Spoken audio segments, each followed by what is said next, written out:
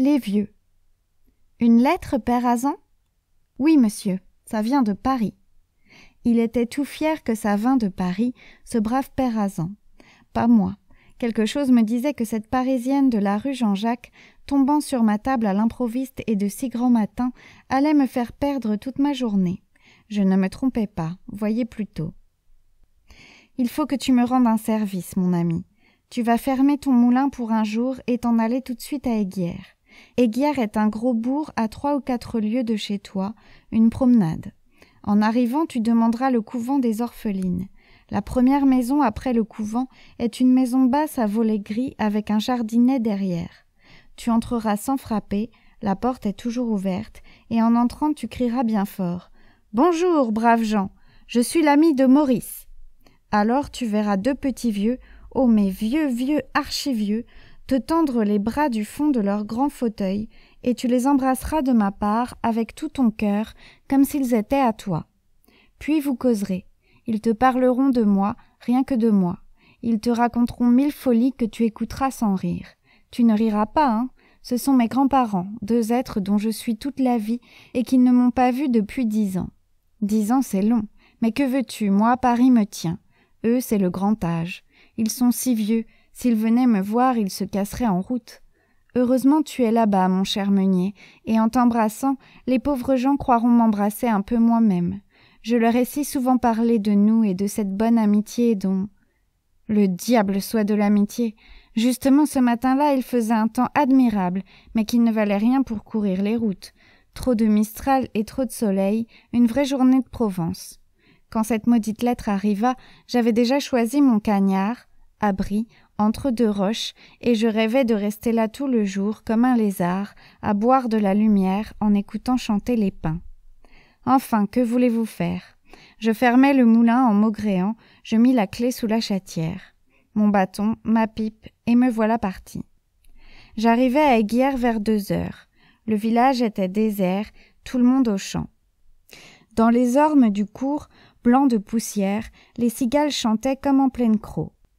Il y avait bien sur la place de la mairie un âne qui prenait le soleil, un vol de pigeons sur la fontaine de l'église, mais personne pour m'indiquer l'orphelinat. Par bonheur, une vieille fée m'apparut tout à coup, accroupie et filant dans l'encoignure de sa porte. Je lui dis ce que je cherchais. Et comme cette fée était très puissante, elle n'eut qu'à lever sa quenouille. Aussitôt, le couvent des orphelines se dressa devant moi comme par magie. C'était une grande maison maussade et noire, toute fière de montrer au-dessus de son portail en ogive une vieille croix de grès rouge avec un peu de latin autour. À côté de cette maison, j'en aperçus une autre plus petite. Des volets gris, le jardin derrière, je la reconnus tout de suite et j'entrai sans frapper. Je reverrai toute ma vie ce long corridor frais et calme, la muraille peinte en rose, le jardinet qui tremblait au fond à travers un store de couleur claire, et sur tous les panneaux des fleurs et des violons fanés. Il me semblait que j'arrivais chez quelques vieux baillis du temps de Sedaine. Au bout du couloir, sur la gauche, par une porte entr'ouverte, on entendait le tic-tac d'une grosse horloge et une voix d'enfant, mais d'enfant à l'école, qui lisait en s'arrêtant à chaque syllabe. Alors, Saint-Irénée s'écria « Je suis le froment du Seigneur. Il faut que je sois moulu par la dent de ces animaux. » Je m'approchai doucement de cette porte et je regardai. Dans le calme et le demi-jour d'une petite chambre, un bon vieux à pommettes roses, ridé jusqu'au bout des doigts, dormait au fond d'un fauteuil, la bouche ouverte, les mains sur ses genoux. À ses pieds, une fillette habillée de bleu, grande pèlerine et petit béguin, le costume des orphelines, lisait la vie de Saint-Irénée dans un livre plus gros qu'elle. Cette lecture miraculeuse avait opéré sur toute la maison. Le vieux dormait dans son fauteuil, les mouches au plafond, les canaris dans leur cage, là-bas sur la fenêtre. La grosse horloge ronflait, tic-tac, tic-tac. Il n'y avait d'éveillé dans toute la chambre qu'une grande bande de lumière qui tombait droite et blanche entre les volets clos, pleine d'étincelles vivantes et de valses microscopiques. Au milieu de l'assoupissement général, l'enfant continuait sa lecture d'un air grave.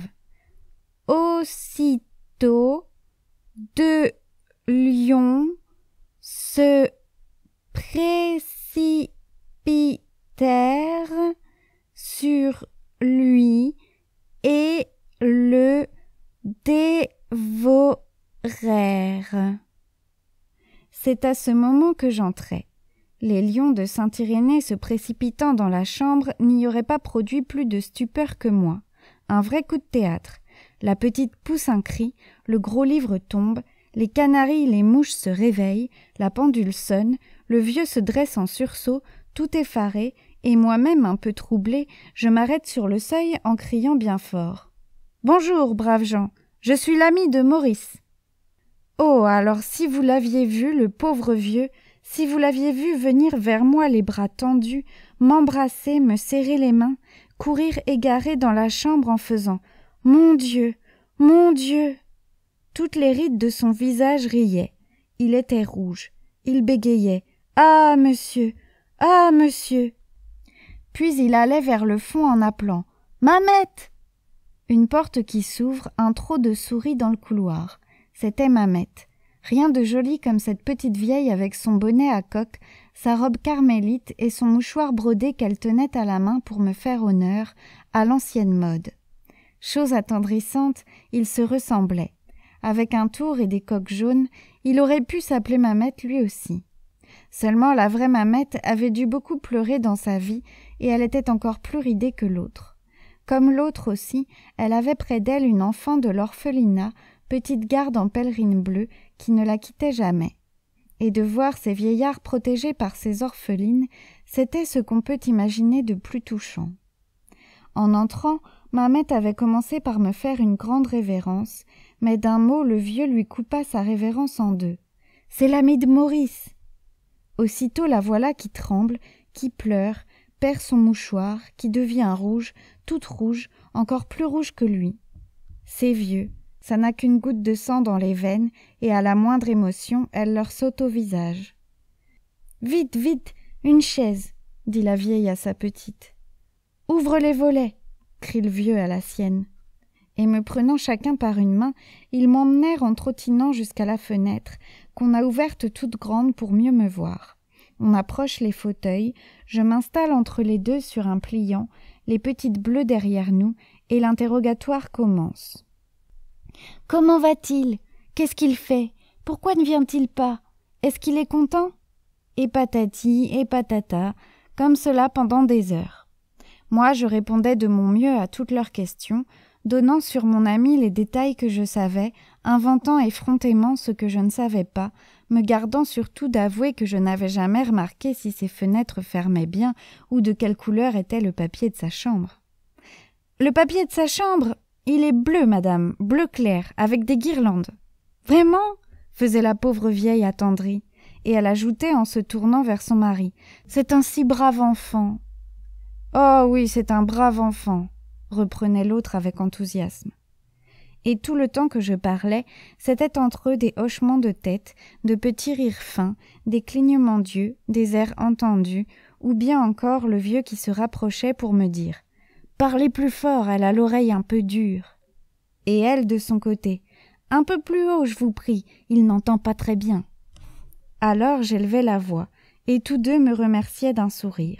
Et dans ces sourires fanés qui se penchaient vers moi, cherchant jusqu'au fond de mes yeux l'image de leur Maurice, moi j'étais tout émue de la retrouver, cette image, vague, voilée, presque insaisissable, comme si je voyais mon ami me sourire, très loin, dans un brouillard. Tout à coup le vieux se dresse sur son fauteuil. « Mais j'y pense, Mamette, il n'a peut-être pas déjeuné ?» Et Mamette effarée les bras au ciel. « Pas déjeuné, grand Dieu !» Je croyais qu'il s'agissait encore de Maurice, et j'allais répondre que ce brave enfant n'attendait jamais plus tard que midi pour se mettre à table. Mais non, c'était bien de moi qu'on parlait, et il faut voir quel branle-bas quand j'avouai que j'étais encore à jeun. Vite le couvert, petite bleue, la table au milieu de la chambre, la nappe du dimanche, les assiettes à fleurs, et ne rions pas tant, s'il vous plaît, et dépêchons-nous. Je crois bien qu'elle se dépêchait. À peine le temps de casser 3 assiettes, le déjeuner se trouva servi. Un bon petit déjeuner, me disait Mamette en me conduisant à table. Seulement vous serez tout seul, nous autres nous avons déjà mangé ce matin. Ces pauvres vieux, à quelque heure qu'on les prenne, ils ont toujours mangé le matin. Le bon petit déjeuner de Mamette, c'était 2 doigts de lait, des dattes et une barquette, quelque chose comme un échaudé. De quoi la nourrir elle et ses canaris au moins pendant 8 jours. Et dire qu'à moi seule je vins à bout de toutes ces provisions. Aussi quelle indignation autour de la table, comme les petites bleues chuchotaient en se poussant du coude, et là-bas au fond de leur cage, comme les canaris avaient l'air de se dire « Oh, ce monsieur qui mange toute la barquette !» Je la mangeais toute, en effet, et presque sans m'en apercevoir, occupée que j'étais à regarder autour de moi dans cette chambre claire et paisible où flottait comme une odeur de choses anciennes. Il y avait surtout 2 petits lits dont je ne pouvais pas détacher mes yeux. Ces lits, presque 2 berceaux, je me les figurais le matin, au petit jour, quand ils sont encore enfouis sous leurs grands rideaux à franges. 3 heures sonnent, c'est l'heure où tous les vieux se réveillent. « Tu dors, Mamette ?»« Non, mon ami. »« N'est-ce pas que Maurice est un brave enfant ?»« Oh oui, c'est un brave enfant. » Et j'imaginais comme cela toute une causerie, rien que pour avoir vu ces 2 petits lits de vieux, dressés l'un à côté de l'autre. Pendant ce temps, un drame terrible se passait à l'autre bout de la chambre, devant l'armoire. Il s'agissait d'atteindre là-haut, sur le dernier rayon, certain bocal de cerises à l'eau-de-vie qui attendait Maurice depuis 10 ans et dont on voulait me faire l'ouverture. Malgré les supplications de Mamette, le vieux avait tenu à aller chercher ces cerises lui-même. Et monté sur une chaise au grand effroi de sa femme, il essayait d'arriver là-haut. Vous voyez le tableau d'ici, le vieux qui tremble et qui se hisse, les petites bleues cramponnées à sa chaise, Mamette derrière lui haletante, les bras tendus, et sur tout cela un léger parfum de bergamote qui s'exhale de l'armoire ouverte et des grandes piles de linge roux. C'était charmant. Enfin, après bien des efforts, on parvint à le tirer de l'armoire, ce fameux bocal, et avec lui une vieille timbale d'argent toute bosselée, la timbale de Maurice quand il était petit. On me la remplit de cerises jusqu'au bord. Maurice les aimait tant, les cerises. Et tout en me servant, le vieux me disait à l'oreille d'un air de gourmandise. « Vous êtes bien heureux, vous, de pouvoir en manger. C'est ma femme qui les a faites. Vous allez goûter quelque chose de bon. » Hélas, sa femme les avait faites, mais elle avait oublié de les sucrer. Que voulez-vous, on devient distrait en vieillissant. Elles étaient atroces, vos cerises, ma pauvre Mamette, mais cela ne m'empêcha pas de les manger jusqu'au bout, sans sourciller. Le repas terminé, je me levai pour prendre congé de mes hôtes. Ils auraient bien voulu me garder encore un peu pour causer du brave enfant, mais le jour baissait, le moulin était loin, il fallait partir. Le vieux s'était levé en même temps que moi. « Mamette, mon habit, je veux le conduire jusqu'à la place. » Bien sûr qu'au fond d'elle-même, Mamette trouvait qu'il faisait déjà un peu frais pour me conduire jusqu'à la place, mais elle n'en laissa rien paraître. Seulement, pendant qu'elle l'aidait à passer les manches de son habit, un bel habit tabac d'Espagne à boutons de nacre, j'entendis la chère créature qui lui disait doucement « Tu ne rentreras pas trop tard, n'est-ce pas ?» Et lui d'un petit air malin. « Eh, je ne sais pas, peut-être. » Là-dessus, ils se regardaient en riant, et les petites bleues riaient de les voir rire, et dans leur coin, les canaris riaient aussi à leur manière. Entre nous, je crois que l'odeur des cerises les avait tous un peu grisés. La nuit tombait quand nous sortîmes, le grand-père et moi. La petite bleue nous suivait de loin pour le ramener. Mais lui ne la voyait pas, et il était tout fier de marcher à mon bras comme un homme. Mamette, rayonnante, voyait cela du pas de sa porte, et elle avait en nous regardant de jolis hochements de tête qui semblaient dire « Tout de même, mon pauvre homme, il marche encore. »